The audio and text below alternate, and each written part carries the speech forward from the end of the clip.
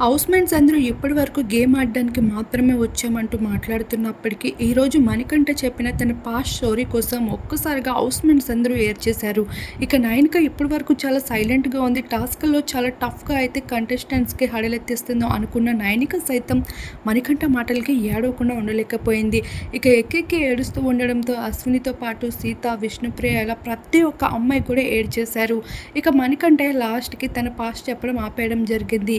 అయితే మణికంఠ అంతలా గట్టిగా మాట్లాడడానికి రీజన్ తను వచ్చినప్పటి నుండి ఏ ఒక్కరితో కలవడం లేదు. అయితే ఎక్కువగా సింపతి గెయిన్ చేయడానికి చూస్తున్నాడని హౌస్‌మేట్స్ అందరూ చిరాకు పడుతూ తనని నామినేట్ చేస్తూ వచ్చేశారు. ఇలా వరుసగా తన పైన 5 నామినేషన్ ఓట్లు పడడంతో మణికంఠ సైతం ఎమోషనల్ అవ్వకుండా ఉండలేకపోయాడు. ఇక తన సింపతి మాటలతో మరోసారి అభిమానులందరినే కాదు, హౌస్‌లో ఉన్న కంటెస్టెంట్స్‌ని కూడా ఏడ్పించేయడం జరిగింది. ఆఖరికి బిగ్ బాసే మణికంఠని కన్ఫెషన్ రూమ్‌లోకి పిలవాల్సి వచ్చింది. అంతటి సిట్యుయేషన్ అయితే ఏర్పడింది.